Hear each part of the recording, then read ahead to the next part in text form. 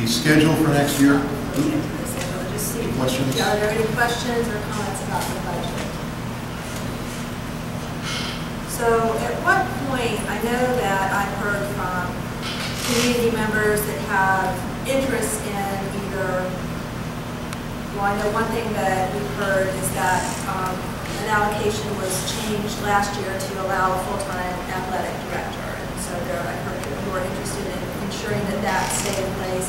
I've also heard concerns that sufficient funds were not put in place to support the website, and that perhaps that's something that we need to examine in the next budget. Where in the process do those kinds of thoughts or ideas over the next 2 or 3 months, the next 2 months actually, because we need decisions on those as we get the section sizes in. We're given a standard allocation based on our student population per pupil ratio for personnel. And that's a total allocation. We have to determine how best to spend that based on the needs of the school. People you referenced that expressed some interest in those areas are not bashful people. They've already communicated with me in various and sundry ways. So I'm aware of that, plus you didn't mention the need for additional counseling support and perhaps a few other things that I've also received. Those will all be considered as I look at the allocation of personnel, and Mr. Blackwell, myself, our assistant principal team will be sitting down. We'll also be involving the department chairs somewhat as we look at their needs and sections, obviously, for the courses that their department is responsible for before we put it down and lock it down into the schedule and make final decisions on all those issues. How those decisions are going to be made, we're going to be working together basically as a team to try to reach consensus in terms of what are the biggest needs that the school has for the next school year, and then build that schedule on that basis. So I couldn't tell you right now whether that means we're going to have some more support and guidance and counseling. We're going to have 2 APs or 2 AAs, or we're going to have this or that. That all has to be blended together, and it's quite a process to go through. So you've got to balance all those different issues and try to come up with the best solution you can.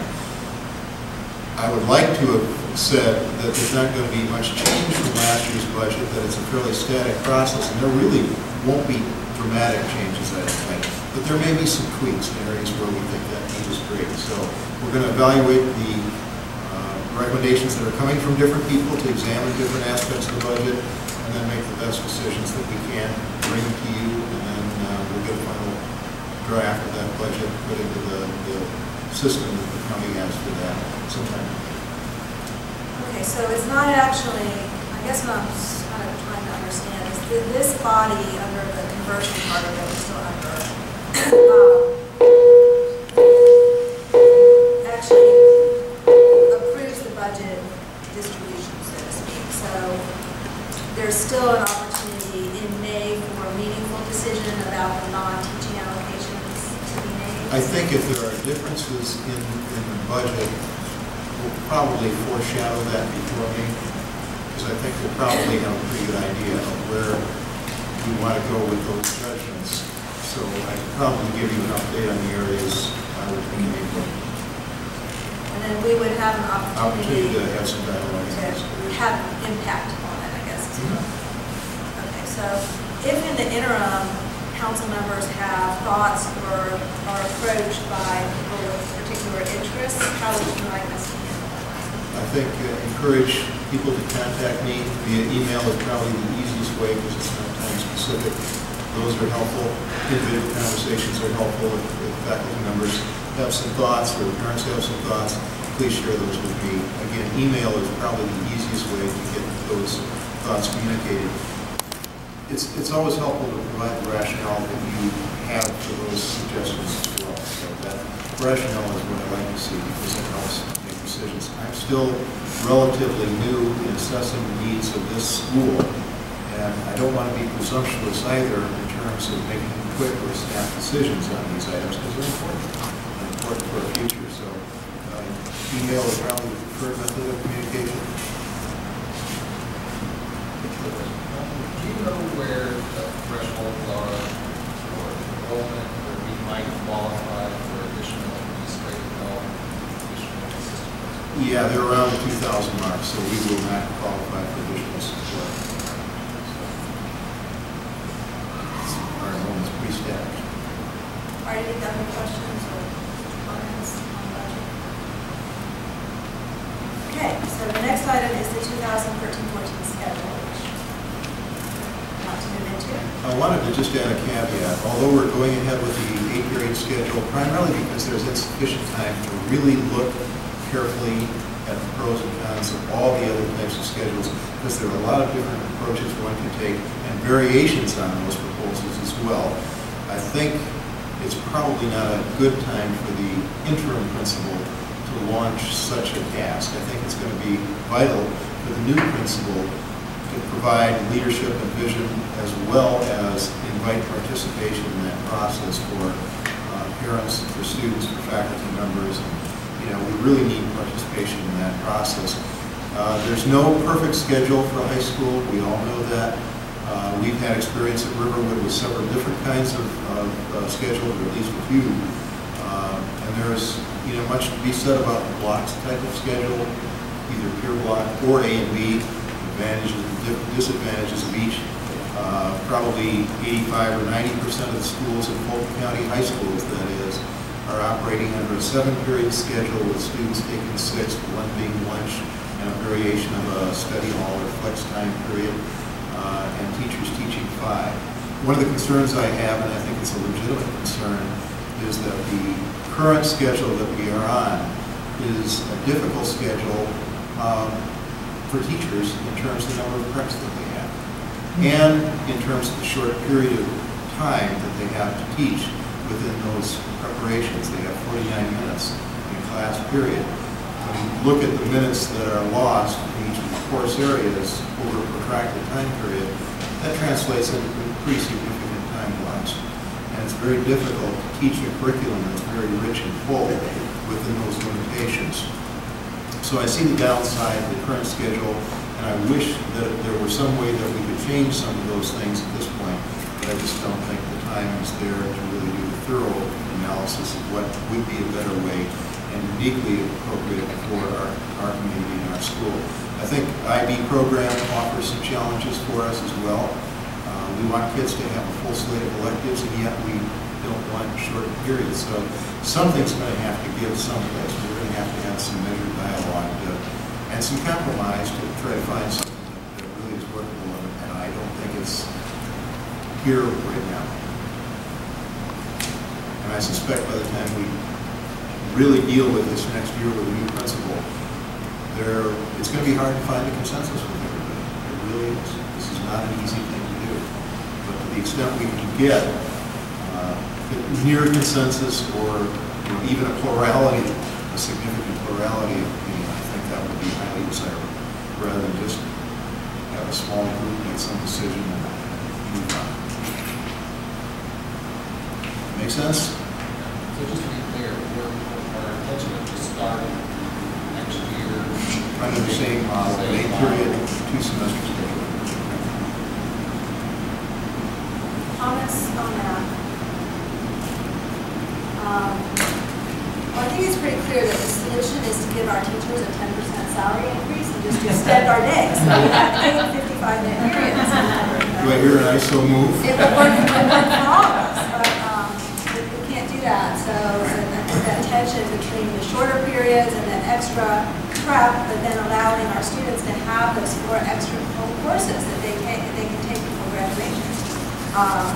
It's going to take some time to negotiate, and as much as I personally would prefer a different schedule, I think having an interim principal and at this time of year trying to get that done is going to be more challenging than any of us.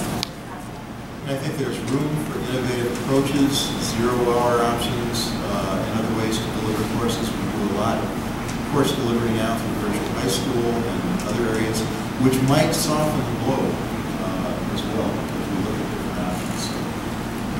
The one thing I would like to just ask, and Mr. Tesh and I have discussed this, I do think there might be things that we could do differently within our current schedule that might ease the burden on teachers and perhaps make instruction more effective. I don't want to presume what some of those things might be, but perhaps there are some ideas that teachers might have that we could put in place next year, given that we have the same schedule. So I'd like to ask, we're going to talk later in the meeting about the Outreach and Communications Committee.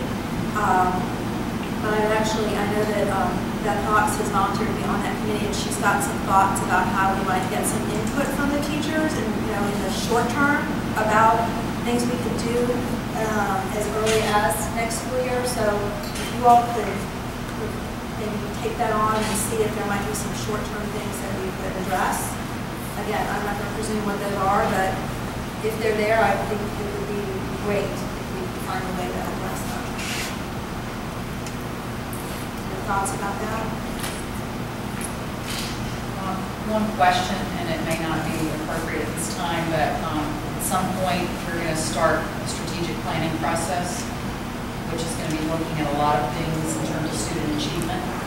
It seems to me that that could potentially impact the schedule. Excellent. And so I think we need to make sure we don't put the cart before the horse. Right. That's an excellent point, because really we need to get a schedule that addresses the needs of our school as opposed to trying to find a most politically expedient solution to our problem. That's excellent. Other thoughts about schedule, short-term, long-term? Okay, well, we'll task the Outreach and Communications Committee with the way to get teachers to have an opportunity to input on this as soon as we can. Okay, so our next agenda item is the report of the Capacity Committee, which is chaired by Bruce Cookie. Are you ready? Yes. Okay. And can you just remind everybody who's on that committee? Absolutely. Okay, great. Obviously, we formed this committee to look into different options that we have in the interim. We know that we believe at this time our worst case scenario is that by 2017 we are slated to have an additional 32, I believe, classroom addition. So we put together a committee. One thing that this school is blessed with is not only talented students, but very talented parents, some of which stepped up to really help out and have an expertise that we don't have on this council. So those members include myself, Karen Jenkins, who is an engineer, a structural engineer, Matt Stevens, who is very involved in the local community. He's been president of the neighborhood association across the street and has kids coming up that will be at Hertz Ferry next year. Tracy Carusi, who is an architect. Mike Santoro, who is our athletic director here, very familiar with the building and past lost improvements and what we went through. Gerard Gunther, who is a commercial builder who has kids at Hertz Ferry and at Ridgeview, and so they'll be coming here soon. They'll be living through it. And of course, our wonderful interim principal, Ron Tesh, who brings some really unique qualifications. I couldn't have been more pleased because, for those of you that don't know, Ron was the principal at Milton High School for many, many years. If you ever had the privilege of going to the old Milton High School, you would truly appreciate the facilities we have here at Riverwood. But if you have the privilege of going to the new Milton High School, you would be insanely jealous of the facilities they have there. So he's very uniquely qualified. He's dealt with incredible crowding, I believe. We were at 29 plus, 2,900 plus. At the old building, the capacity that I think we were initially assessed at about 1,500 for the building. We had a proliferation of portables, kind of a shanty town, on three sides of the old building. Basically, at one point, we were up to about 24 double portable classrooms. And at any one time, I think we had about a third of the student body in the classroom. So if you want to feel mean, I'll tell you a little bit about those experiences. Carrie might remember those quite well too. She was in the during those years. So anyway, it's been great having all of these different expertise available, and especially to have Ron's experience of having gone through what we're about to do. At our first meeting, we really just gathered to kind of visually look at the building, watch changes between classes. Again, I'm not an engineer, but obviously architects and engineers look at things in a different way. They made some observations of really that there are some short-term things that we can do, and there are some long-term things that we have to aspire to do. Short-term, there may be some modifications to the existing facility, including removing lockers from certain hallways, creating some locker pods that would get kids out of. What we observed was when kids stop at their lockers and turn their back, it basically narrows the hallway even more, so it impedes flow even more. So possibly we looked at modifying, making some modifications to existing rooms from the media center to the hallways to utilizing the gymnasiums, a variety of things. No recommendations have really come out of that. These were just observations that we were making. Long term, after observing and talking and having all these experts who have been through this before, the conclusion was unanimous that a modification to the existing building did not make sense, that an addition to the existing building did not make sense, that to truly have a 21st century facility that we feel like we deserve, we need a new high school. We need a new building. So again, they understand what's involved in that, how to do that, how to stage that, whether there's enough land here to do that, and still obviously we have to keep the school open.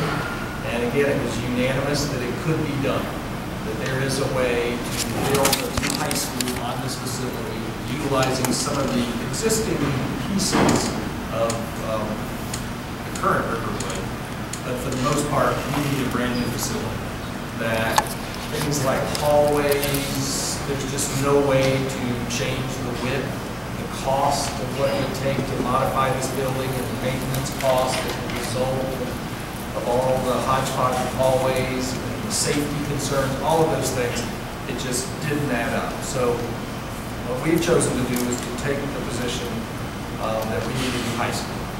To that end, we had a meeting with Gail Dean yesterday, and we basically laid out for her what our concerns were and why we felt like the only real solution was a new high school.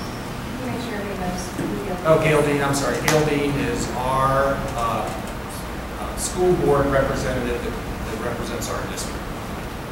And we know that one of the concerns, of course, is that there is not money budgeted for a new high school. There's $35 million set aside for this modification. This evaluation was probably done 2 or 3 years ago.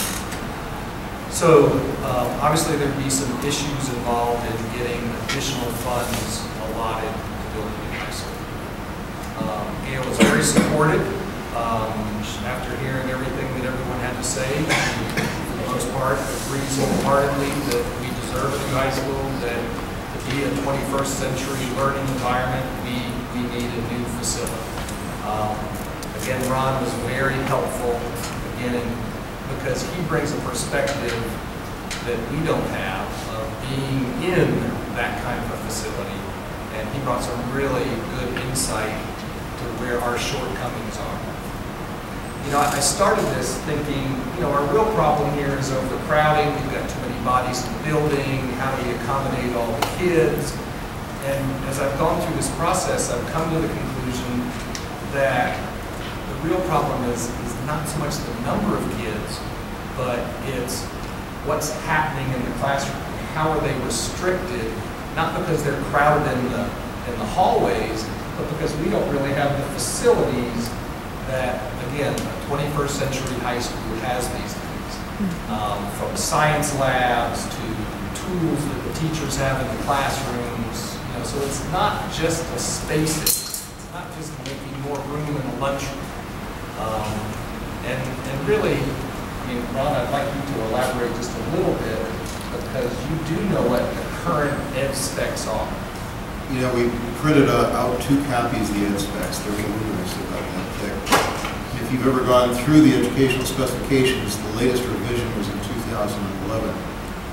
And they were the educational specifications, essentially, that were used to create the most recent high school, which is Cambridge, which is built in many ways almost identically, but on a reverse pivot to Johns Creek, if you've ever been to Johns Creek High School. They're both very beautiful high schools. But the kinds of things that we were talking about in our recent meeting were the educational specifications that teachers don't have. One of the things I'll do tomorrow morning, we have a leadership meeting with our department chairs, our administrative team and department chairs will be meeting. And what I want to share with them is a bit of an assignment that we're going to be asking them to take the lead on, especially those in critical areas where, you know, you've got general classrooms in a high school that can be used for many things, math, a language arts class, something else. Those are standard. But to compare what our standard classroom size is to what the educational specifications are today, you will discover very quickly that there's more space in the new specifications. Why? Because teaching has changed since 1970 when this building was, you know, being developed basically. There's more movement in classes, there's more group activities, there's more kinds of instruction that are going on. So general classrooms need more space, but beyond that, when you look and examine, for example, our science facilities, all you need to do is take a look.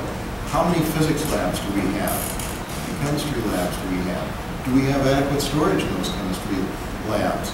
Do we have the space for chemicals in a modern program? And when you compare that against the educational specifications, you find out very quickly this school is pretty, you know, far from meeting those kinds of requirements. And those are the things that we're designing for kids within our district today and teachers to teach within. Science classrooms is a good example, but you can go into some of our career areas. Engineering, for example, you know, if you want to pick one, the way the rooms should be designed, the equipment that actually is given to the building in the purchase of a new high school is cutting edge. And basically, we don't have those cutting edge tools for our engineering programs. We don't have those cutting edge tools in our labs for culinary arts and other things. You know, it becomes very clear, as you say, it's not a space issue alone. It's an adequacy of the kind of space that you're using. It's even an issue of adjacencies of space. Where do you want classes and disciplines to be so they can cross-pollinate? Wouldn't it make sense to have your language arts area close to your social studies area so the teachers could work together in cross-instructional dialogue? Where are there areas for teachers to meet and conference and work on plans together? Those are things that are not here because they weren't built into the plan when this was originally constructed. And it's been added on to. And every time you add an appendage, you don't necessarily improve the gestalt, or the whole picture, sorry for my poor German, of the, you know, the physical plan. What you need is to develop a plan that meets the needs of what the community, the faculty, and the program requires. And that wasn't done back in the 1970s. We may get one chance to do that at some point in the not too distant future, I hope. And what I'd like to see us do is set the stage for that and to then capitalize on it by really taking that responsibility seriously and involving the faculty and the larger group that leads the school in that process to determine what we want, what we need, and what is appropriate for the kind of instruction and the kind of programs that we're operating here. One of the unique things about the Riverwood community is it already exists. Normally when Fulton County Schools builds a new high school, they buy a piece of land, they build a high school, and they populate it with teachers from other schools to take on overflow and reduce the size of the other high schools. In our situation, it's much like what Milton went through. Milton was an existing community, had a principal, faculty, a group of parents, and community members that were part of that. And what we did was we said, to the county in a very nice way, we'd like to be very involved in the direction that that school takes. We'd like to help the architects build and create something that works with our community. And one of the things that I had the opportunity to do, because I was the current principal back in 2002 and 3, when we set the table for this, was to work with the architects and the teachers to design what kind of spaces we wanted. And we worked with the community to say, what do we want to take from our traditions and our history of Milton, which dated back to 1927, or 22, I'm sorry, and what do we want to incorporate into the school? What are the elements of tradition that we want to build, and what do we want to have that school look like, too? We didn't want it to look, they just constructed Alpharetta High School. Alpharetta is a great high school, but it kind of looks like a factory when you look at it, when you drive by. It looks like an industrial building. We wanted our school to look like an institution of learning, so we had a very distinct notion, and stole liberally from Thomas Jefferson's Monticello and from the University of Virginia and the Capitol in Richmond, to borrow elements of that to create the facade and the front, and even the front yard, the courtyard basically, that we envisioned kids sitting out on a summer day or a spring day, and wanted that whole thing to come together in that way, because the community wanted to capture the charm of the Southeast in its look. So we, as a community, exercised, I think, a great deal of participation, and then lobbied very strongly. We had a champion school board member who also was very eager to support that effort because she lived in that community and her children went to that school, to work with us to develop a model. And the architects were somewhat resistant on some of the things that we initially had explored, but they came around when the board members said, you know, they're onto something here, work with them. And they did. And, you know, I think what you have is the same condition right now. You've got a faculty and a community, and you have the ability to say, here's what we want, here's how it should look, here's the way all the things should fit together. Still working with the specifications, because rooms have to be the size they dictate in the specs, but at the same time, we want it to look like this, we want it to be like this because of the special needs we have at our school. So I think you're at a good point, and if the committee is successful in terms of moving ahead, creating that heightened awareness, making sure the board understands that nobody's demanding a new high school or saying, you know, anything. We're not going that direction. What we're going to try to do is very logically and rationally demonstrate what our needs are by providing clear, accurate data that shows that we don't have some of the things that we should be having. And the plan is probably at a point of diminishing returns. You can put a lot of money into the school, but as you say, you can't widen walls. You can't. How do you fix the HVAC system, you know, ventilation and air conditioning systems and heating? How do you deal with the ADA problems that we have right now? If we had to follow the standards for the Americans with Disability Act, we'd be in a world of hurt because we don't meet anywhere near those standards because of the stairways and the configuration of our classrooms. We've got all kinds of problems here in Riverwood, River City. And it's time for people to take a very cold, dispassionate look at what we have and what could be. And I think Fulton County will be responsible in terms of you know, listening to a cogent argument by a group of people who are really trying to do what's right for kids and teachers. So, thank you, Ron. And just to reiterate, I mean, Ron is so helpful in kind of steering us and guiding us in the right way to approach this, because making the argument that we're overcrowded and we need more space is not near as compelling as making the argument that our kids are being hurt, our teachers are having a harder job than they need to have because of the facility that they're being asked to work in. So I love working with engineers and architects because they're so buttoned up. I guess that's important in building buildings. But we broke it out into 6 things, and just real quickly, I'll just touch on these. It's not just about overcrowding, it's about instructional needs and meeting the ed specs in the 21st century. It's about infrastructure too, as well as circulation, cafeteria, gymnasium, auditorium capacity, those types of things. Health and safety, You know, that's a big part of what any new building needs to be. Building maintenance, life cycle costs. You know, you can add on to this building, but it's just going to cost you so much money to keep maintaining it that there's not going to get paid back. And then also the capacity to support the IB program. Obviously, we built something that's very popular here. One of the things that I think has made Riverwood great is the ability to attract all kinds of students and students from not just at the attendance level but outside. So if we're going to be able to maintain that program, we need again, and then traffic, which is one of the concerns about the community here. We know that it's an issue for Heard's Ferry, the carpool lines in the morning, and how all the traffic flows in this whole area.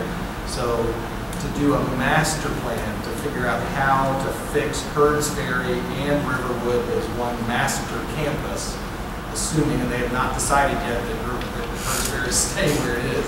But if we're going to do that, we need to do it as one big project, is what we think. Ron has been gracious enough to set up a meeting where the committee is going to visit Milton High School and the brand new Cambridge High School, which we just opened this year. So we're all going to have an opportunity to see what those facilities look like. And then we're going to reconvene. Gail Bean is going to join us, hopefully, is going to join us on that tour. And we have an advocate in her to help kind of carry this cause. So we'll report back next time on the next steps. All right, questions for Bruce or comments?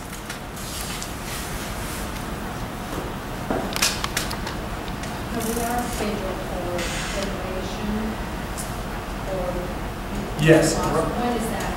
That's to be completed, I believe, by 2017, which is, you know, I mean, we don't want to suffer another 4 years. So the intention is to build the school prior to that? Well, the intention is twofold. One is that if we're going to spend a lot of taxpayers' money, we want to get it right. You know, we want to have the facilities that are going to enable our teachers and our students to reach their most potential. So that's kind of one objective. The other objective is the short term of how do we make the most of this facility? You know, what changes can we make, whether it be scheduling or classroom configuration? You know, what can we do to make it again? But at the end of the day, yes, we want to get things completed before 2017. And I think the most compelling argument to the school board is not because we're crowded, but because our kids are being penalized because of the facilities they're in. Whether there were 500 kids here or whether there's 2,000 kids here, our kids are being penalized because they don't have the facilities that we need, you know, to educate them for today's world. So, like I said, we're going to make that case. What our goal is to make that case to the entire school board, because it takes 4 votes. You don't win this by just having 1 or 2 school board members on your side. So we're trying to put together that compelling argument on many levels. I have a question, Ron. As you were going through the process of analysis of what to do in the new building versus the old, was there any analysis of courses in the curriculum and the pathways before you did that? You discussed science labs, et cetera. And one of the questions a lot of parents have is, you know, we offer all kinds of coursework here, and we kind of spread the resources out over a broad base of curriculum and classes. And when you look at we're going through this right now with the classes that the students are signing up for. Was there any analysis of pathways in which are the most critical classes to make sure are accommodated in a new building versus others that may not reach as many students and therefore not have as big an impact? STEM versus, you know. Not yet, because this is all congealing rather quickly. You know, it was only a month ago, less than a month ago, that we had some initial conversations about where we think we might want to go or should go, basically. And I think the dialogue with the department chairs and others over the ensuing weeks probably will help lead to that, because again, you need to look at those elements to determine how many classrooms you need in different areas. And although the educational specifications will say in a school, and the educational specifications are designed for a school that accommodates about 1,800 students. That's what they shoot for. So they have incorporated that we need so many science labs, so many general ed classrooms, so much storage space, etc. Where I think we were fortunate with Milton is we were able to provide some flexibility in those numbers as long as the total dollar didn't go up. So if we needed, because of the unique program that we operated there, a few more classrooms in another discipline or a specific item, we traded that out as part of the process, and that can be done here. And that's why you look at your curriculum, that's why you involve your teachers in the process. You know, each school is unique. This school, Milton had a band that numbered 140 kids, basically. And we are not a band, multiple bands. So we needed to look at the music facilities in a different way than perhaps we do at Riverwood. We have a band that's considerably smaller than that, but you know, we've got an extremely active drama area. So we need to look at what do we need to make sure that those needs are being accommodated appropriately. So that's all in the dialogue that's yet to come. We don't have a green light, so I don't want to, you know, nobody said, you guys at Riverwood, let us into high school and get your teachers really involved. And I don't want to get the teachers so excited that, you know, they think it's going to happen overnight, because it won't happen overnight. But the better work that we do on the front end in determining what our needs are and where we come up short, the better our chances are of getting the board's attention and support. And then when the decision is made, then those issues are really more important, because now we're down and earnestly looking at how it should be laid out and how it should look. That's when you know, the homeowner sits down, or the home buyer sits down with the architect and says, this is what I want in my house, and this is how I want it to fit together, basically. And then the architect draws on the input provided. Hopefully. So we're working on putting that all in black and white, showing all the different. And in fact, we have tentatively set up a meeting with Patrick Burke. Yes, he kind of oversees that budget. Let me, At a prior meeting, we had seen or talked about where we were on the list. Has there been any movement with regard to that element of the conversation? No, unfortunately, we're kind of still in this holding pattern, because again, it keeps going back to, is Hertz Fair going to stay where it is, or are they going to move Hertz Fair? And we're kind of held up until they make that decision. They've assured us that that decision is going to be made by this summer, but it's also the reason why we're eager to get in front of Patrick Burke, because Patrick Burke probably has more influence over that list of the prioritization than anyone else. so if I can maybe summarize sort of, it seems like we've got kind of a three-pronged approach. One is, are there some things we can do immediately to make the building work better for the students that we have?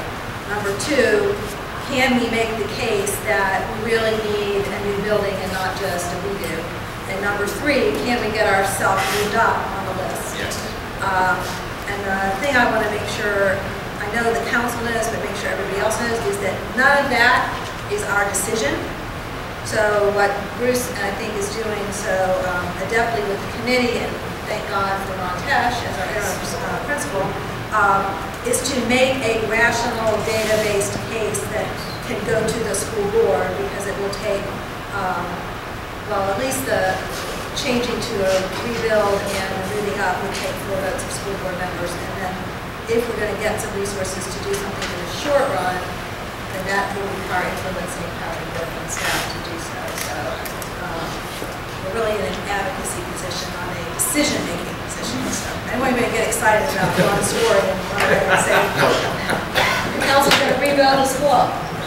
Yeah. That's our goal. Yeah. Okay. Any other questions or comments? Just one last one relative to that. Have the decision makers been through the exercise on that recently to really understand the current condition of Riverwood? Yep. Patrick Burke, has he been through here and he understands the situation of the classrooms? So I think it's one thing for them to go see how new school does it. I think countering that to how bad it is here Sure. could be the impetus to maybe, that's the Absolutely. question. I I don't mean, know if he's obviously- been here, or how obviously- in-depth he's been. Obviously, Patrick has been to our building, he's been to a fancy here not that long ago, so he's familiar with it, and he looks at it on paper and recognizes the shortfalls, but it is very different. But that's, obviously, this next meeting on the 25th with him, hopefully, is to influence him to add more meat on the bones to what we're talking about, get him here and see it for himself. If I could comment just briefly, you really need to almost viscerally see the interior of the school. And I know when I talked to both Cliff Jones and Ed Spurka, who are principals of two schools we're going to be visiting, I asked them basically to take us into the bowels of the building. I want you to see labs that are being used by teachers, the size, the scope, the equipment. I want you to see storage facilities that exist there. I'm probably going to bring a couple of key department chairs in areas along with us, if you don't mind, so they can see, and because they don't know what they don't know. Because they don't have the luxury of going to those schools and seeing the internal specifics that are there.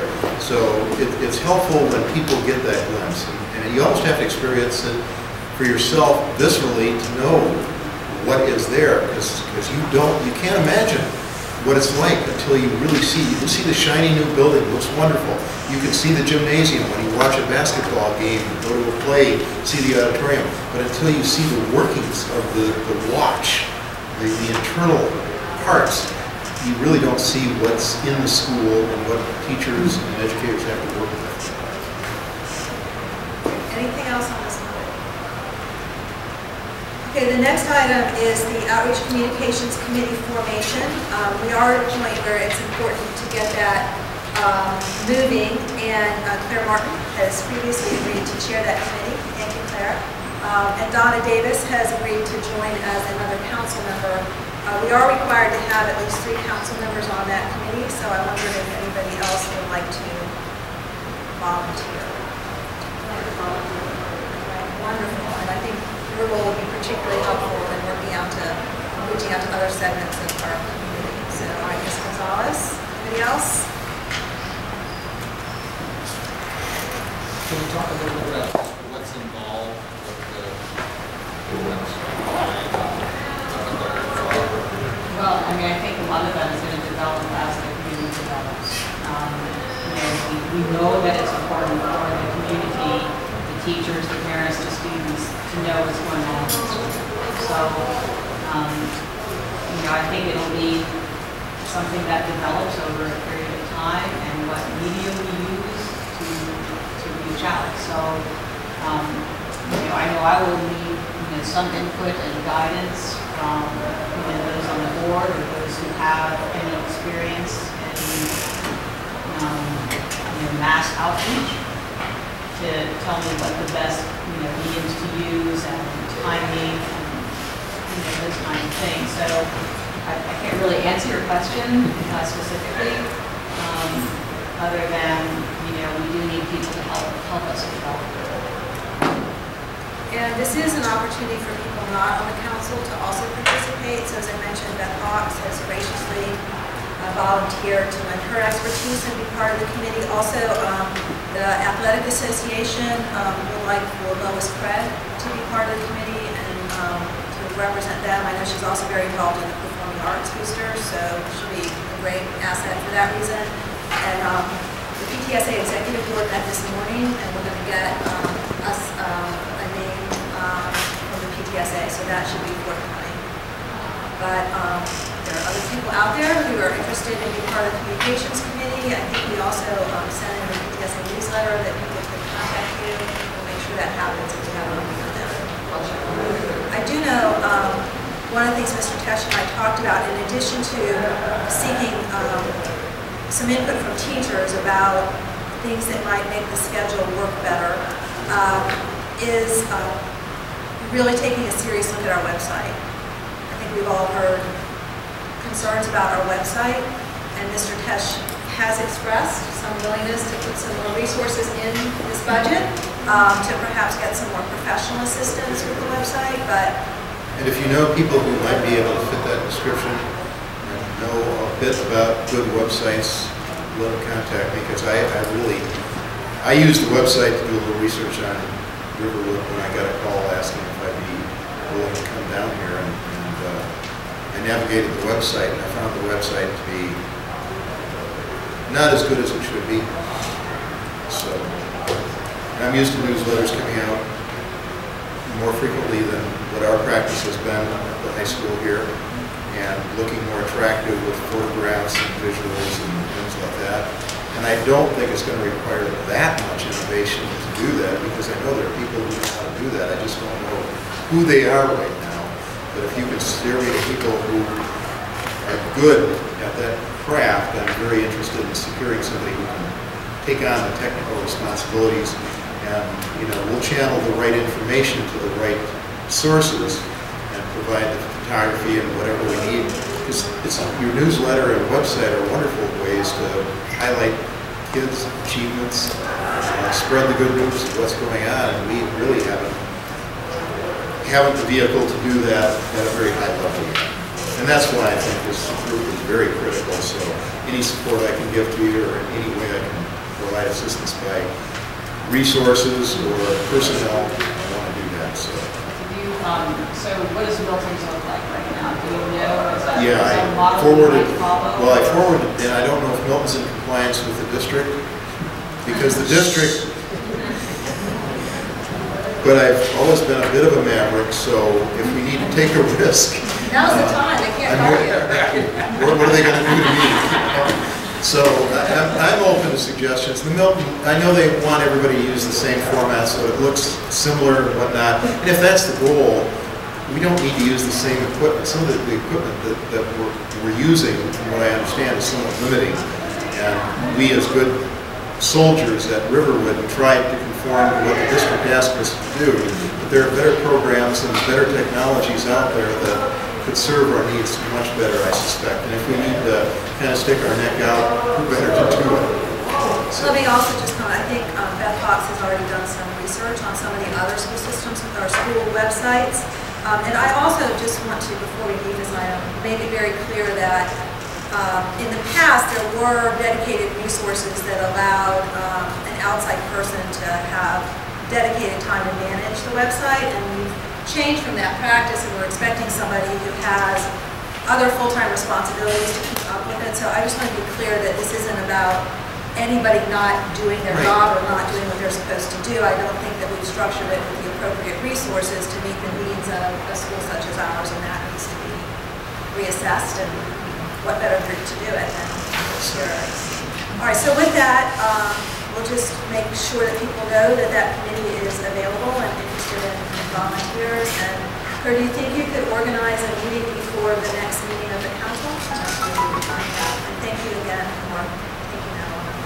All right, so it is 5:30, and we will start with our first speaker, who is Dr. Philip Nissen.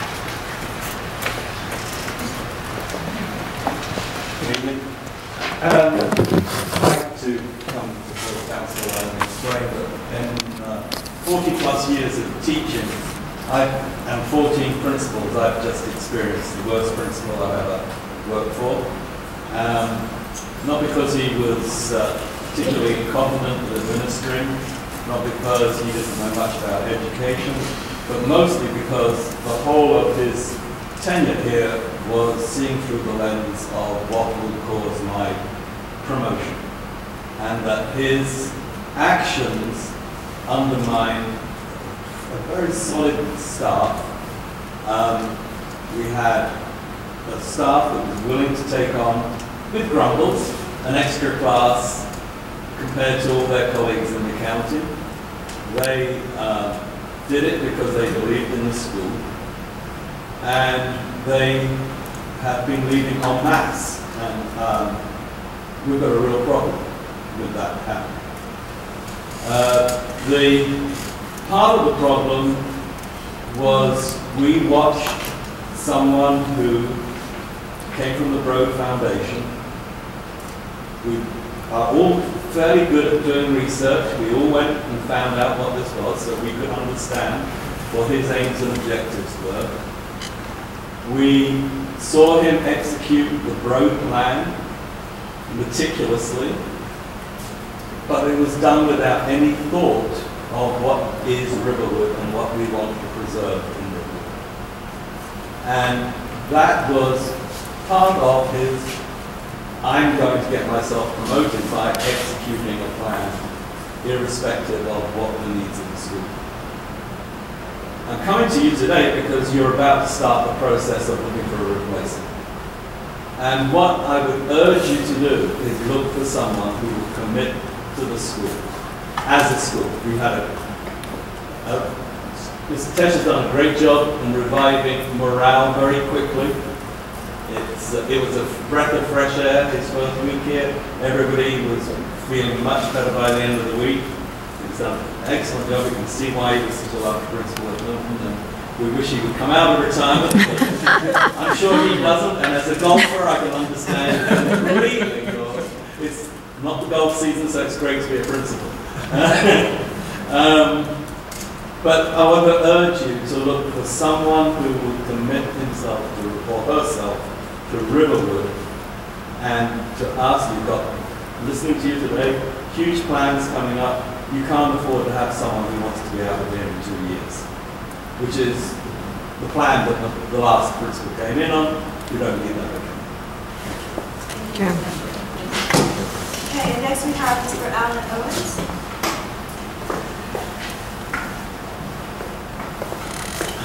Thank you, Mr. Greenberg, for allowing me to talk tonight. Again, my name is Alan Owens. I'm a current volunteer, RA board member, and a proud parent of 11th grade honor student who's here with me tonight. So, thank you for that. My question to the council tonight is centered around the possible change in the charter admission. For an incoming out-of-zone, out-of-district, 9th grade IB student who has a sibling already enrolled at Riverwood. Again, I understand the need for restricted enrollment, but I do not think 1 month is a lot of time, families such as myself or others, to make other plans. Currently, my daughter is an 8th grader at Christ the King. She did not apply to St. Pius or Marist because she wanted to experience the Riverwood the way her sibling is experiencing now. She wanted to attend the same school and also graduate. I thought one of the rules of the charter was to utilize the MOU that's in place now through 2014. The letter written to the superintendent, and I read through it, so don't quote me if some of my statistics are incorrect, but my understanding that both groups agreed that we would keep the same current eligibility rules through 2014. Obviously, where 9th or 8th grader was enrolled in 2013, but as the last information that was presented, she would not be eligible right now to attend Riverwood as a sibling. I would like the council to make some concessions for incoming siblings and for the faculty, which was mentioned already, to amend for faculty, children, and also I'll ask to amend for incoming siblings. So again, I thank you for the time. And next we have Officer Robert Willis. Good afternoon. My name is Robert Willis. I've been employed as a school accountant for 19 years. Like Mr. Owens, I'm a proud father of 3 kids that live including sophomore year. Maybe I missed the point earlier, so I kept going back and forth trying to fight kids about the amendment about employees' kids. I'm not sure about that. It was my understanding at the last meeting that was voted on and approved that employees' kids in business were getting first priority without any kind of stipulations. And I would like to know the process of which that was changed, because the last information I gathered was had to meet live in the district or in the county and had to meet United qualifications. And I also want to know if the board is aware of that every law mandating that employees working at the are allowed to bring their children here to school. That's their law. We're going to address that on our next agenda, Commissioner. Hold on, we'll get right to your point.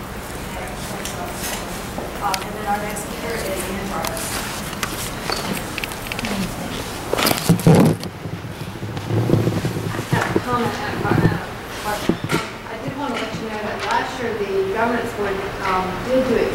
research on looking at schedules.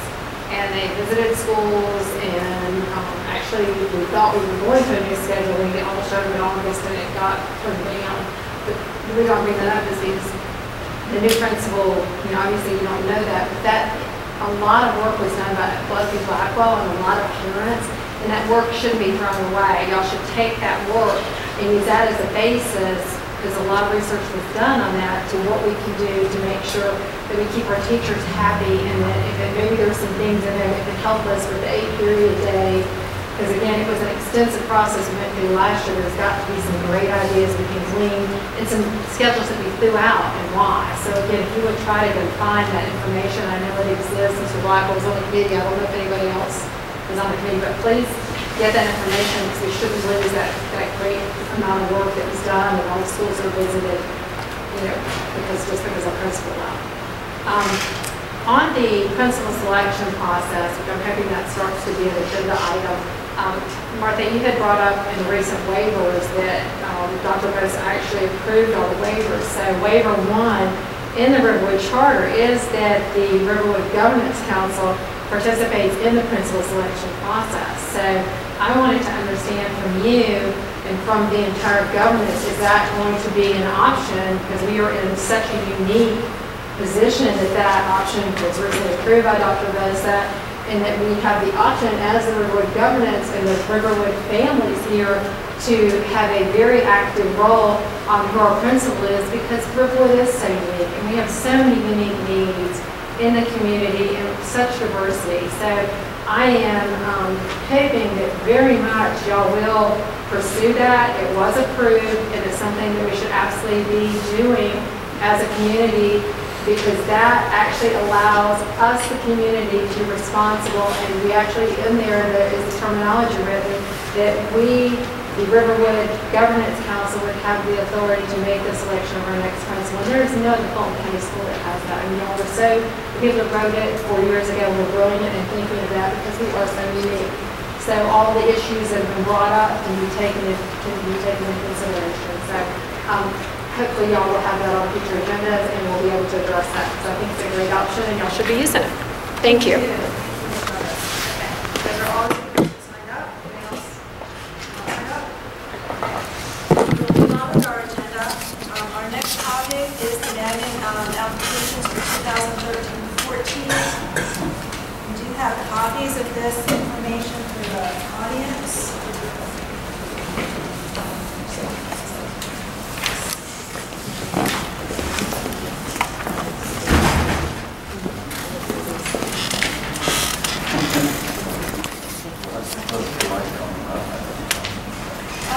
Before we get into the actual information, I will just personally Thank you, Vanna. Ms. Roxanne Barber and Ms. Randy Herbert, who changing set of rules in the changing process midstream, and have worked very hard to sort this out. And just, on behalf of myself and the Governance Council, we really appreciate all that you've done over these last couple of months. Just to rewind, for those of you who may have missed some of this conversation, the Governance Council at a previous meeting voted to allow 3 categories of applicants: children of employees, siblings of students at Ridgeview for in 2013-14, and students who were already at Ridgeview who are out of the attendance center. Because next school year we will no longer be a conversion charter, we can only accept such students, and I'm going to clarify this regarding employees, but we can only accept out-of-zone students that meet the magnet criteria. That's the only sort of legal way that we can accept students. Now, there is we got some misinformation about this originally, and so I will apologize that while I do agree with the amendment that was made, that when we made a motion to accept employees, we did not put any restrictions on that. We talked about our first category, we talked about children of employees. We were then told by the school system, and I now understand why there was some confusion about this, but I'm not going to try to explain that away. But we were told by the school system that employee hardships would not be accepted, and that only employee children that met the magnet criteria could come to the school. We were since informed that that was actually misinformation. And there is a state law that allows any employee in the school system to bring their child to that school system. The system's interpretation of that has been that any employee can bring their child to the school where they work, not to any school they want to, but to the school where they work. So if we hired somebody in August and they had a 9th grader, they'd be allowed to bring that child to Riverwood. So the information that we initially put out that all categories had to meet the magnet criteria and live in Fulton County was actually not legally correct as far as employees. So any employee at Riverwood can enroll their child at Riverwood if they wish. And so I believe that has been communicated. Well, if it hasn't been communicated, it is now. So let's just make sure that all employees are aware that if you are an employee assigned to this school and you have a high school age child, you can bring your child to the school and the data clerk can enroll them. There's no application. That's just how it can be handled at the school level. And frankly, that's the reason when they told us no employee hardships, they were thinking things that go downtown, which are people who aren't at that school, and they forgot that, well, what if the person's already at the school, and that's just an internal decision. So I do want to personally apologize. That wasn't my personal mistake, but I think that did cause some unnecessary anxiety for some people because it was not communicated properly in the beginning. It was not this governance council's intent, but we've got it clear now, so that's the good news. So anybody who is an employee who has a high school age child can bring their child to Riverwood if their work assignment is Riverwood. Anybody have any questions about that? Okay. So then let's go over what we have in front of us.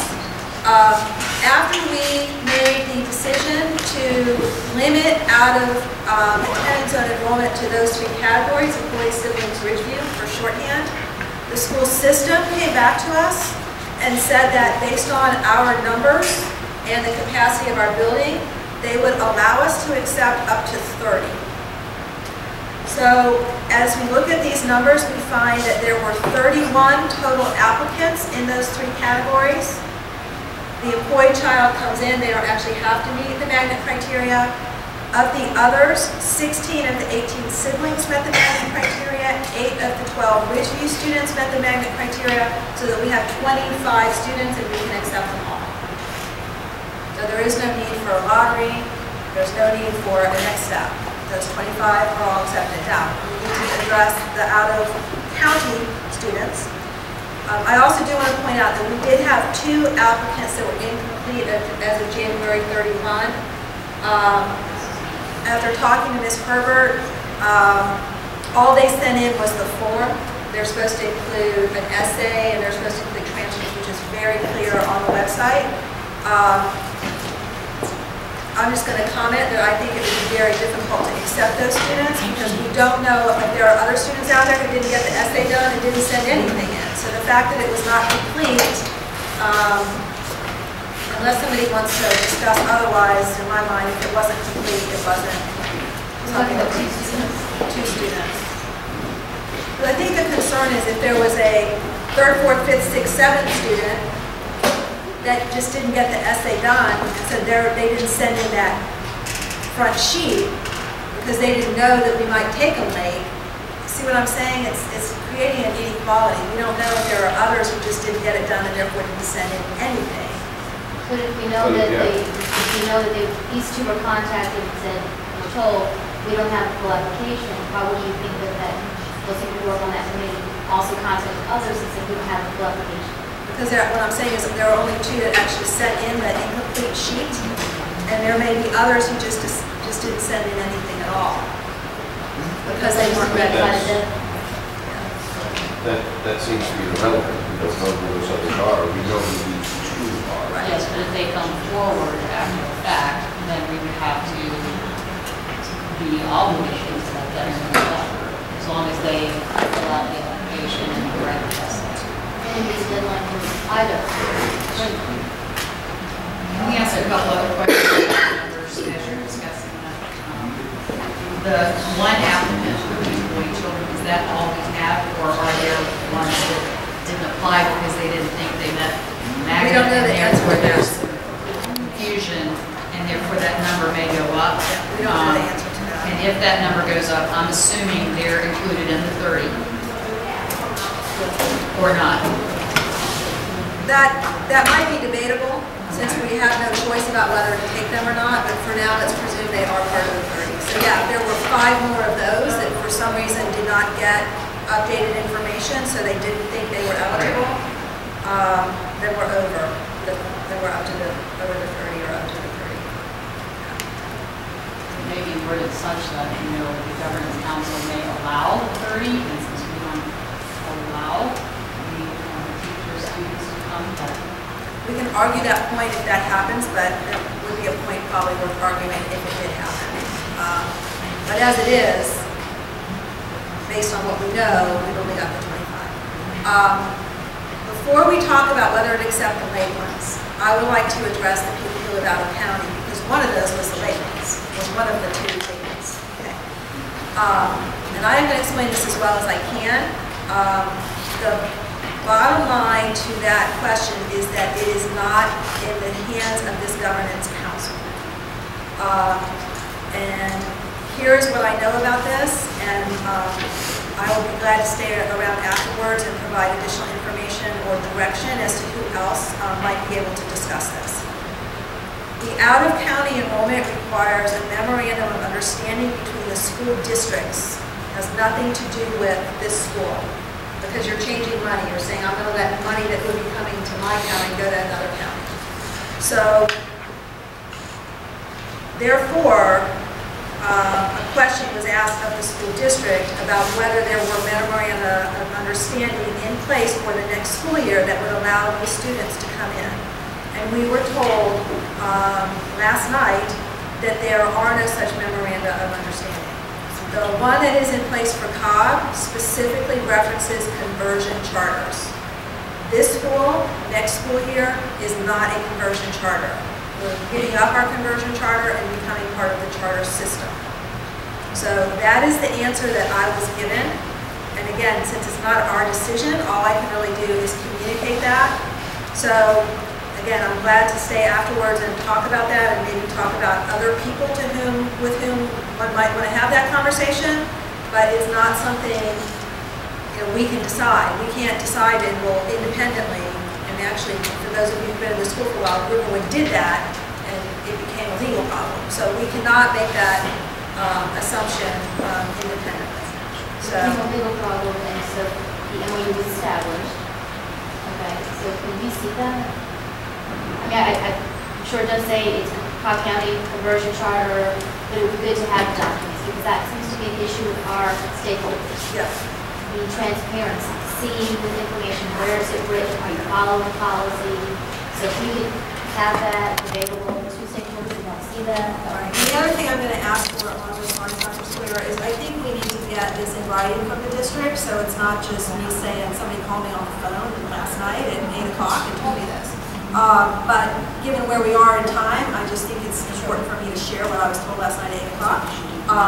And I was sent an email that had the language from the Cobb County website in the email, but I haven't actually seen an MOU or whatever. I do know with the memorandum of understanding with Atlanta Public Schools, that was terminated based on their action. So that's where that is right now, and again, I'm glad to talk about it afterwards, but there is nothing, regardless of that information being accurate, inaccurate, there is nothing these 13 people can do about it. It's got to be something that the school district addresses. I'm a bit unclear on, we addressed some of this at the beginning of the meeting, the charter that we're operating under right now, which would seem to be what prevails versus what we will be operating under. I'm really confused about how we go back and forth and what decisions we make. And for that matter, there's another issue I'd like to address with this, but that first. So what we were told, and I'm going to just keep saying that, is that because next year we are not a conversion charter, the divisions of the charter document that you're referencing that have to do with enrolling students in the charter are no longer applicable because there is no charter next year. So the only mechanism under which we can enroll students next year is through the magnet program. Although we currently exist as a conversion charter right now, we operate today under these charter goals only. So Yep. why would we, our policy is to do this admissions process in the second semester of the school year for the next school year. And we operate as who we are. We are a conversion charter, so why would that be different? That's why I think that's the question you have. How can I pretend to be that person next year when I'm not there yet? Yeah. I have a driver's license next year, and I'm going to die because we're talking about doing that. What I'm doing now is I'm a conversion charter. So aren't we accepting students under our charter? Are we govern ourselves by this charter now till June 30? July 1, we will be completely doing something different. Right? It seems murky. It is murky, and I just want to be clear that my response to you is not necessarily my opinion.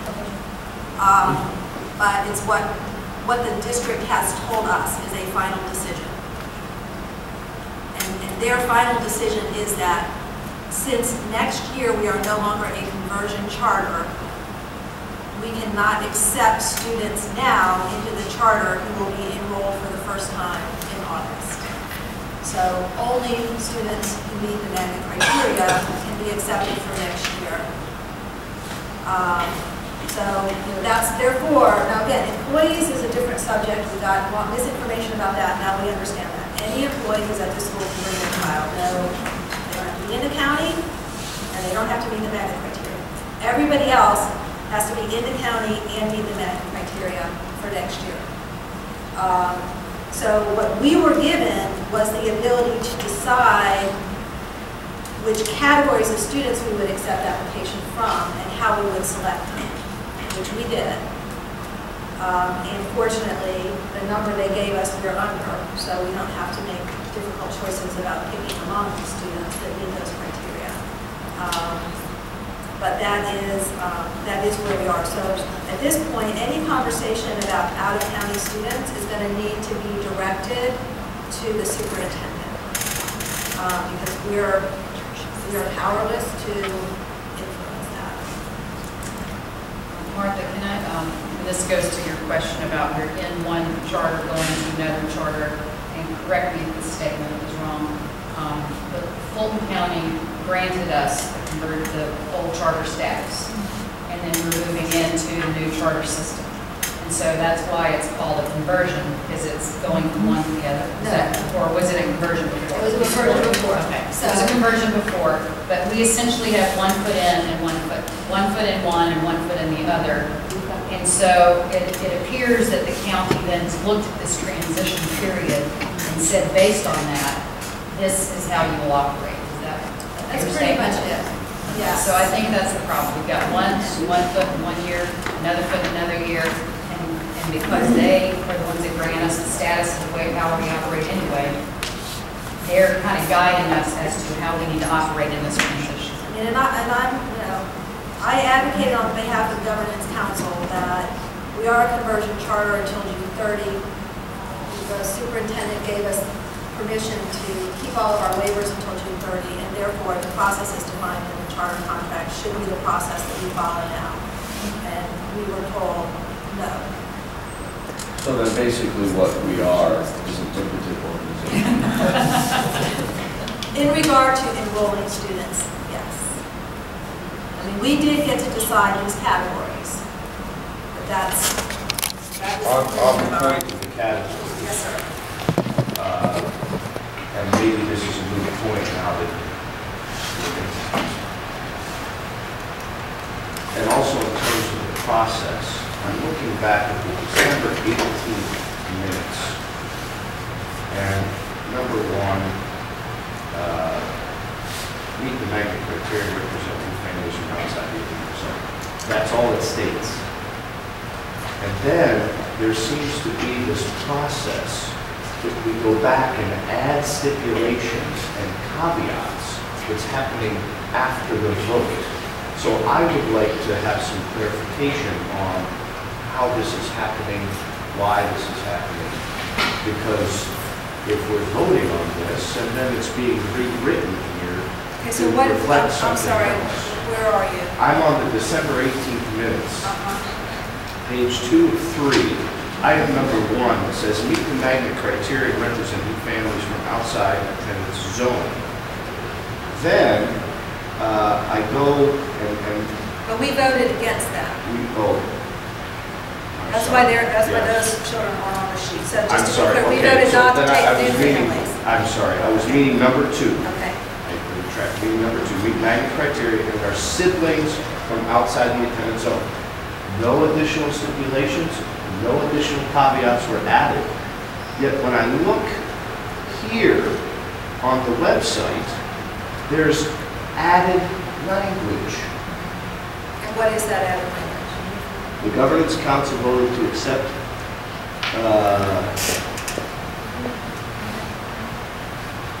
we're adding again the magnet criteria. No, I'm sorry.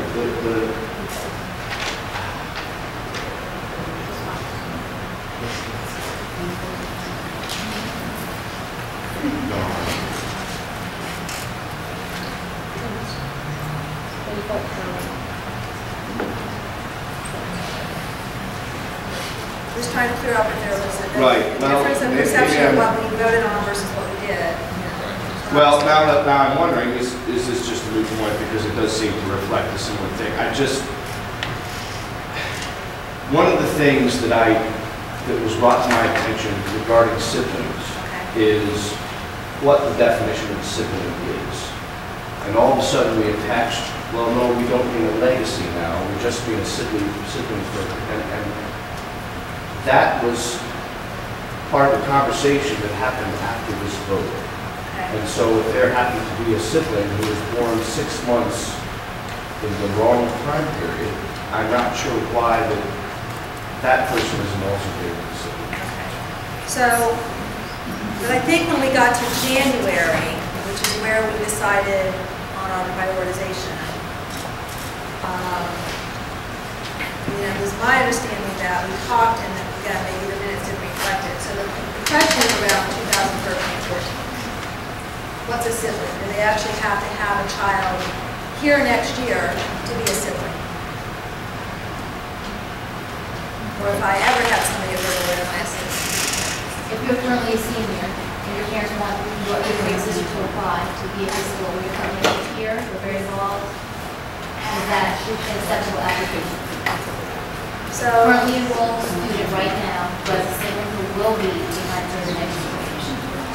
Out of the school. Senior is our definition of currently enrolled sibling can apply? Or is it a sibling for the future year? all right, so let me just back up a second. How we done in the past? I absolutely understand your point, and I think the January meetings reflect attending 2013-14. I actually think I made that motion in December, and I think that's what I said. But so I think we have two problems. One is I think we need to do a better job of making sure we actually capture exactly what we need with our motions. But I guess, is there an actual desire on someone's part that they want to present in the form of a motion to broaden that 2013-14? And then if there is, we need to decide what we want to do about it. But there's inconsistency between the December minutes and the January minutes, I think is what's being pointed out. But it is in the January minutes. Well, but additionally, I'd like to find out how I'd like clarification on how things are being decided and negotiated after the fact. There was no intention that Yeah, I think that in the, But there apparently have been a barrage of emails, and I referenced one of the emails being the stipulation of the faculty member. These all seem to be done after the fact. so The issue with the faculty member, I think that one we clearly addressed, that we were given one set of information that was communicated to the staff that they communicated, which was incorrect. And that then when we pushed back on that, which I personally was the one who did, we got the right answer. So that was a matter of being given this information. I think with the siblings, I think what happened was when it got down to January, where we actually had to put a process in place, we defined it as siblings that were here. In other words, that the intent was that families get together, not that if you got someone who ever went to Riverwood, sort of you get special consideration like Harvard. But we did discuss it in January, and it was voted on in January. So I guess the question is that something that we want to undo at this point and change or not? Can I ask, and these are a couple of questions relative to your concerns. If you look, the employee children category is very clear. My understanding of what we voted on in January, the siblings category, the middle one on the sheet, was that they would then have the second level of priority, even over Ridgeview. That was my recollection of the vote, and if I didn't get it right. It appears that we only had 18 applications for those students, siblings, which opened up some spots for the Ridgeview to apply. Had that number been higher, if there had been 30 kids that applied, then the Ridgeview students would not have had a shot coming in. And that's my understanding of how we stack rank priority. I think the biggest question, and it was clear to me at the time, I don't know whether it was to everybody else, but it was clear that it had to be a currently enrolled student. But I think at this point, since we have some spots, I don't know how many numbers this involves of current seniors, whether that's something the council wants to reconsider. Well, let me just clarify. We may know that 3 applied. We don't know if there are more out there. We haven't put out the call that we would consider students in this So category. you understood it to be, if you had a senior here now, but that teacher going to graduate, their 8th grade sibling could apply. No, I understood that they could not. I think we were pretty clear in January what we meant, but we may have been vague in December. Didn't we defer the vote because we were not sure of these? I thought we'd ask for more time. We deferred, and I made a Prior. motion, and maybe we talked about it so much in January that I'm just thinking that I mentioned it in December, but I feel like I made it pretty clear that that child had to be attending Riverwood during the academic year of 13. And that's specific. Bruce? I'm sorry. Given my most recent training, I would like to make a motion based on these new numbers, which to me have a significant impact on how I feel about outside enrollment. We're going to pass those out in a minute. That's the next agenda item. Hold tight. But I would like to make a motion that we reconsider our recommendations to the county and that we seek to clarify for everyone's sake exactly what we as a board intend to make our enrollment policy. Because I think I just think there's a lot of confusion, and I think we need to revisit it so that we have absolute clarity for all those families who have siblings here, whether they be 8th graders or they graduated 20 years ago. There's just a lot of things that we didn't consider at that time. I'd like to open that discussion again so that we can make sure as a board we have absolute clarity who has the highest priority. So I need clarity on your motion. Well, before you do that, we have the authority to decide who comes. We just can't pick more than 30. So with that in mind, You just said we don't. I'm so glad y'all are here. Except for out of county, we do, if they're meeting that criteria.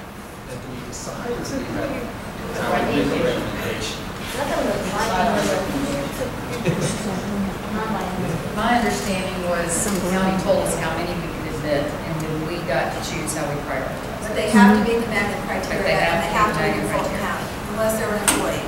That part is, Right. those are our little boxes. sibling, it didn't say So Fulton in that County. box,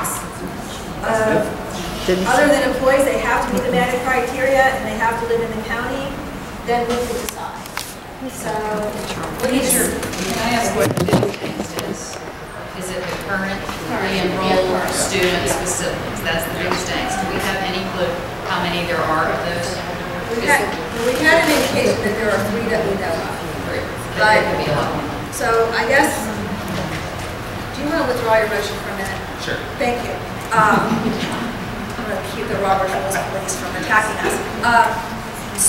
And I am mindful of the time. So here, if I can kind of encapsulate the question. It looks like we still have spots for 5, although some of that may end up, we may have a few more employees, but we can also make the argument that those shouldn't count in our 30. So given that, When you say there's some employees in there, but say that there are 5 children with disabilities, they didn't qualify for the magnet, we shouldn't include those 5 in our total 30. I think the 30 students that we're going to accept have to meet the magnet criteria. That's totally different, and that's what I'm not sure there. This employee here, we have 1 employee there included in our magnet. I don't think we should include that one on the 30. yeah, I'm with you. I think this employees ought to be off the table. Okay, but- That shouldn't even be part of the we would have to get somebody to agree with that. But, so let's assume that's the case. Then we've got 5 or 6 slots. And so then I guess the question before the council, and somebody's going to need to make a motion on this, is do we want to extend an application window for siblings of students who are seniors this year, who live in the county and meet the magnet criteria, to be considered? Is that what we're talking about? Let me go back to Dr. Square and Dr. Coppers. Is that what we're talking about? Kids in school right now, we will have siblings next year. Right, yeah, seniors. Well, no, not just seniors. No, but we already got the other one. Where do we address if you live in North Springs District and you have a sibling that's a sophomore here right now? Right here. Middle box. Yeah, we got those. You're missing out. There'll be a sibling next year too. Except siblings at Ridgeview. No. There are- That's RICS. Riverwood, that covers all of Okay, it. all right. Yeah, the middle box. Okay. But we're confusing out of district too, out of district siblings. We're not including We're not that. quite there yet. Okay. What we're Out doing of, right now is- right now, well, everybody we're talking about is in Fulton County, unless you're an employee. Okay. So Dr. Square and Dr. Coppers, is that your concern? Yes. Yes. Okay. So does one of you want to make a motion that we accept for a period of time applications from that category?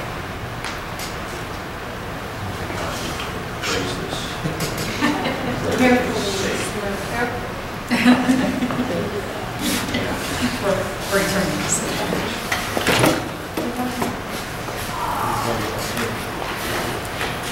I make a motion that we extend the definition of sibling to include those 8th grade Current seniors. yeah, thank you. Current seniors, siblings of current seniors.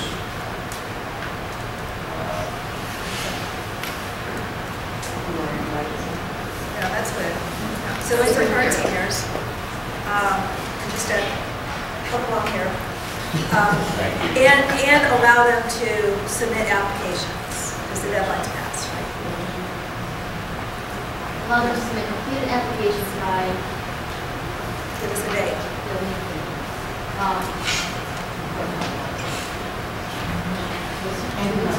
End of the month. End of the February 28th. February 28th. I second that motion. Okay, any further discussion? Do we all know what we're talking about? Yes. Okay. Any further discussion?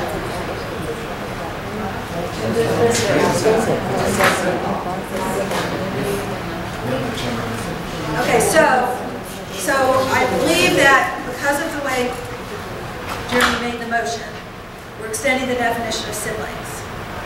So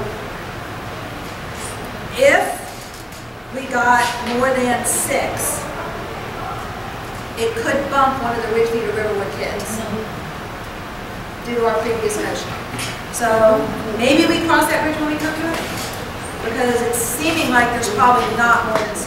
Because if you don't count the employee, we're down to 24, so we have 6 more slots. So how do you They're not changing the entire way they go.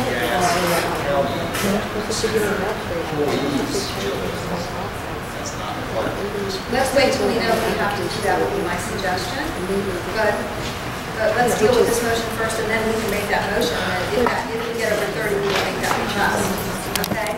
So let's deal with the motion on the table. Are there any other motion, comments on the motion on the table about broadening the definition of sibling? Ready for a vote? Okay, we're going to do show. The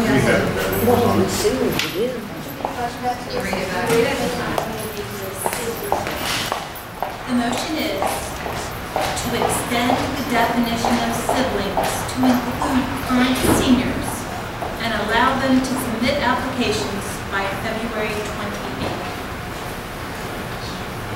Back up. Magnet applications? Yes. That was my question. This motion says nothing about that. Okay, so Mr. What's your name? Mr. Kadish, would you like to amend the motion? I amend that it says nothing about it. No. What do you want it to say? You amend it to include. Right. My question, let me ask my question. Out of not, this should not be on. You might be back to this, but this is not, do you have anything to do with kids who are not living in Fulton County? That's correct.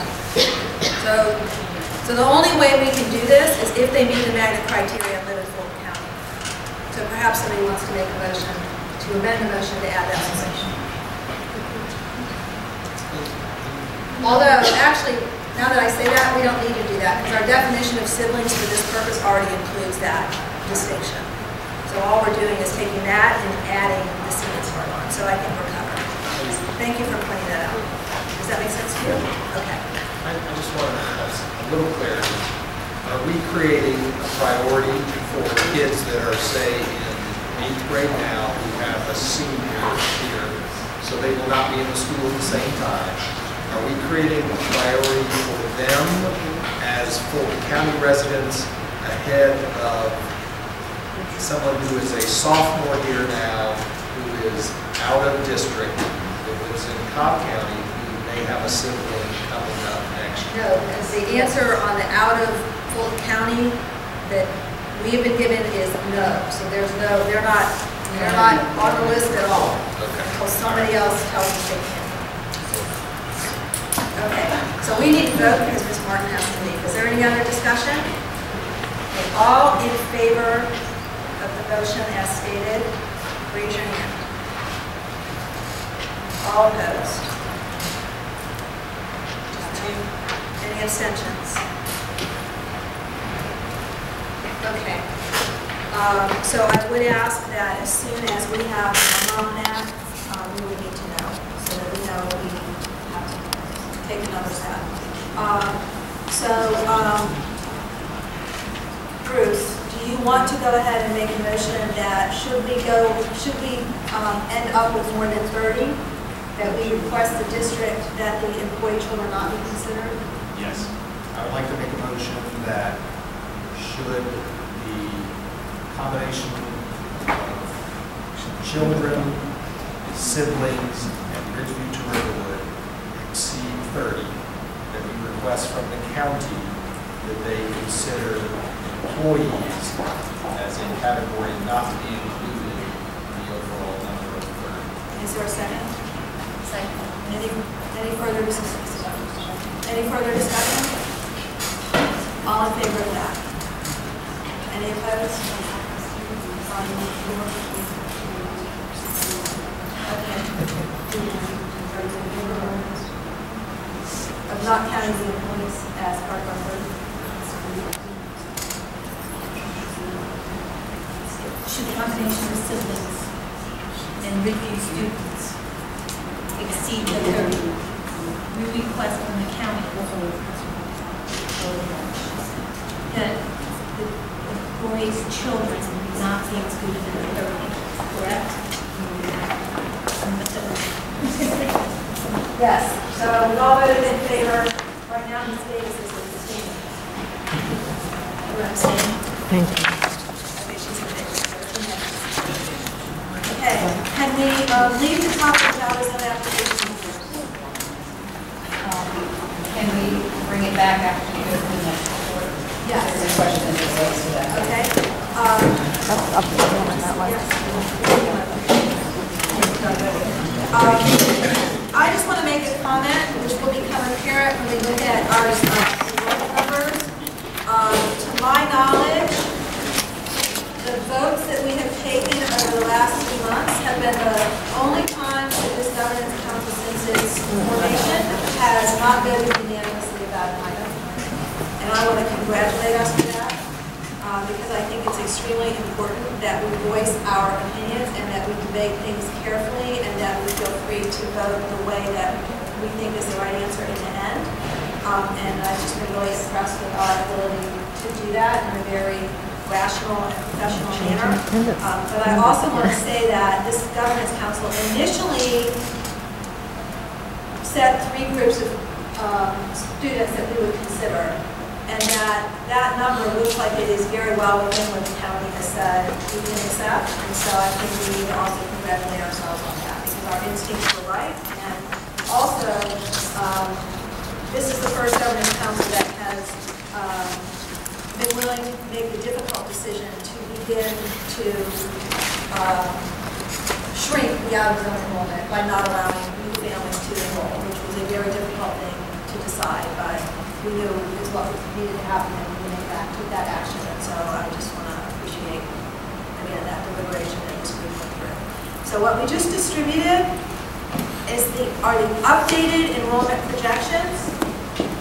And I want to make a comment about this, and then we can open this to discussion. So what we see is that given the 30, the assumption is that there would be 30 out-of-zone students next year, our enrollment would drop from 1,709 to 1,673.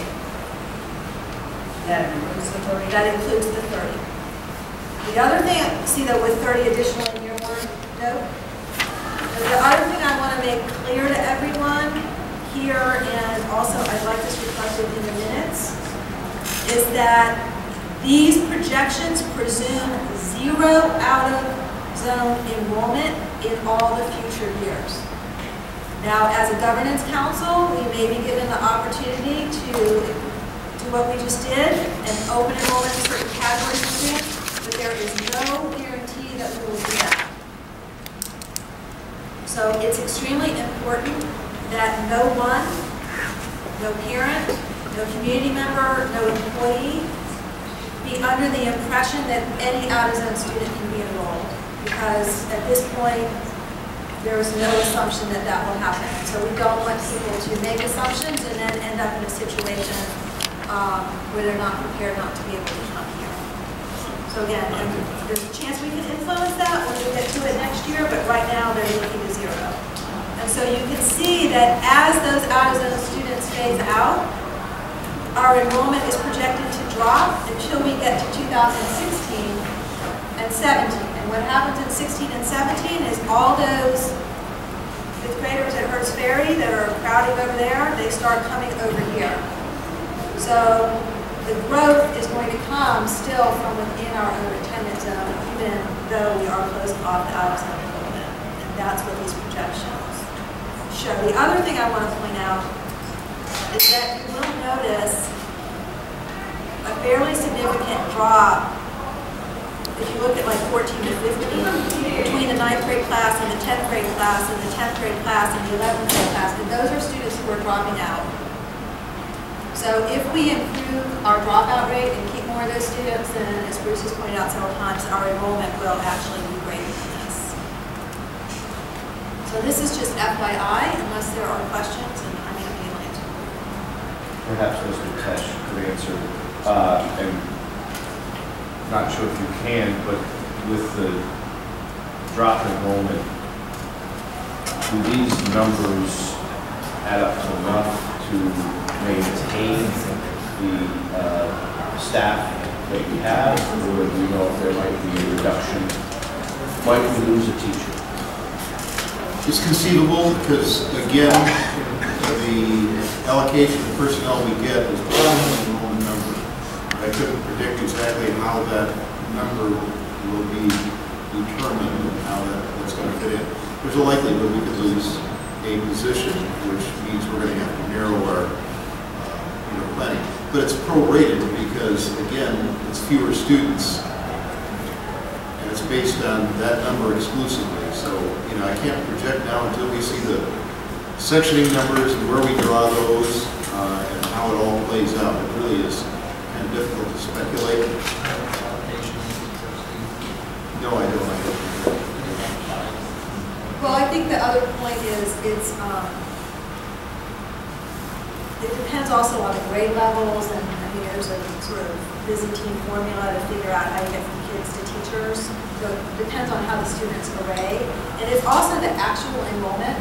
And the school has been under-projected the last couple of years, so it's possible we may get those kids, that reduction may actually come somewhat back just from the attendance. The only difficulty is too late because the school year is then underway, which makes it difficult to hire, a portion of a teacher or whatever it may be. So your question is an excellent question. It's just that we can't really speculate how that's going to get us. Yeah. Wish I could answer. Martha, I have a question on when we were making decisions about prioritizing and when the county said you could add 30. These enrollment numbers look different. They look lower.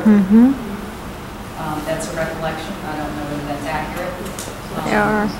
So I would make the assumption that the county was capping us at a certain number. Do we remember what that number was? It was the old enrollment number plus the 30, and that's your cap. So the question would be then, and I don't know that we want to do this, but if we aren't at that cap, is there another category we want to consider at applications? That's not No. It's not at all. That's not it. No, because we're already over our instructional capacity, which is why they gave us the 30. So, But the enrollment numbers are coming in lower than they projected originally, right? I don't know that. I don't think there's any flexibility on the 30. And since we're under, I don't. And also, since we've already gone through all the applications process and the communications process, I just don't think I don't think that. Any other questions about the enrollment projections? I will make the observation from talking to David Dean that as much as we may think a drop in enrollment is a good thing, it does not help our case. It does not help our case that we need to be moved up on the priority list. And it does not help our case to other board members that we are limiting admissions under the bag. Because obviously, those are kids living within Fulton County that they want to come to Riverwood, they're not going to allow to come. Right. I think the answer to that complaint is we'll make us bigger and then they can come. Right. So we are not narrow. We didn't limit our out-of-zone enrollment because we thought it was the right thing to do for the program. We did it because we were told we didn't have room for any more students. So. No, but I do think it's important for everybody here to know that our first vote as a governance board was to not limit it at 30, that we were going to allow all siblings who had siblings in school. We weren't putting the cap. Yeah, we didn't put it on. We didn't put the cap. But it ended up that we were on target.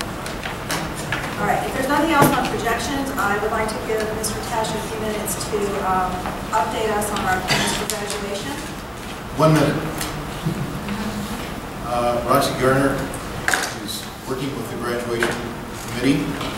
Hannah Swafford, who is working very diligently with us, and I went to the site of the graduation exercises the other day to really look at some of the logistical issues associated with the commencement. We were very pleased with the reception we had. Tickets will be limited, there's no question about that. The only question is, will it be 6 or will it be 7 at this point? We need to massage that before we give an answer and create that answer. It's going to be a fabulous graduation. For those of you who have seniors, you're in for a treat because this is really a wonderful site. It will be done in the classiest way that we can provide for our seniors and our parents and our community. It will be first class, I can guarantee that, and I think you're going to be very impressed. The only difficulty is it's expensive, and there are probably more expenses than the general contract that was signed last year for the facility because that was a basic contract. There are additional services that we're looking at providing to make it just as classy as we can for the kids so that the memories are really going to be great. So it's going to be a fine ceremony. It's going to be close at hand. Parking's going to still cost those that have to go, except the faculty. I think we're going to bus us over there and find some ways to reduce some of the parking issues for folks as well. It's at 9 o'clock on the 24th, Friday. It's a work day for teachers, so it's kind of an early commute for everybody right in the heart of it, a rush hour. But if you can get there early, I think it will be worth your while, and I'm really looking forward to seeing this come off. Any questions about graduation? At this point, the baccalaureate is not being planned. I'm not part of that committee, but that's what I was told. And I did consult with Mr. Tesh about it, and it is his impression that actually schools were asked to no longer sponsor baccalaureates in the county. And actually Riverwood's one of the only ones that does it, and I've always been puzzled about that. I do know it's not terribly well attended, but the committee at this point was not planning a baccalaureate ceremony. So apparently that was direction that came from Mr. Triolo to the committee, and so nobody's been working on that. And I've never been to baccalaureate, so I don't know. But there was concern on the part of the county that many of them had religious overtones, and that was not appropriate to be held in the schools. I know Riverwoods did not, but there was some concern about it. So I would just say there are members of the community that even though graduation isn't really in the purview of the Governance Council, they can certainly send us comments if they think that the baccalaureate is important and should not be overlooked. I have been just informally asking people point of view, and I haven't had anybody that's just jumping up and down and have them. So we'll just kind of put that out there. No, there's a graduation committee. Okay, it is now 6:30. I will just quickly ask, are there other items that we should discuss in March? I am going to see if we can get an update on the principal selection process. Perhaps Karen Cox could come and we can talk about that. If that's not timely, I'll let you know, but I think we would certainly be good to have an update on that. Bruce? I'd like to add the possibility of providing justification for the loading of standards during graduation. Okay. Anything else we should discuss? Strategic planning process, timing, and what that looks like.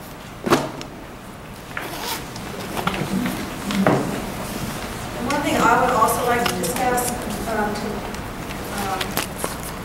Dr. Cox's point, if everybody could read through the current charter, I think we need to make some clear decisions among ourselves about what we're going to use in the current charter in our operations and what we're going to use now that we have these regulations from the charter system, just so that we're straight among ourselves.